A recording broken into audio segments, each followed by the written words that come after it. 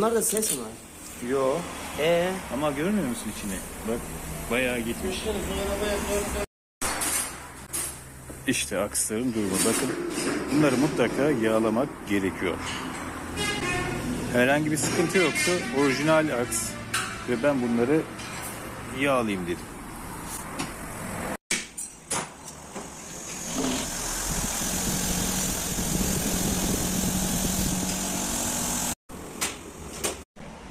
Madem öyle güzel şey yapalım. Tamam. Ha bunu güzel yırtayım mı? Evet gördüğünüz usta aks kulesini basıyor. Evet. 1997 yılından beri hiç değişmemiş orijinal körük. Şimdi değişeceğiz mecbur. Ufak çatlaklar var. Nerede var? Şurada değil mi? Evet.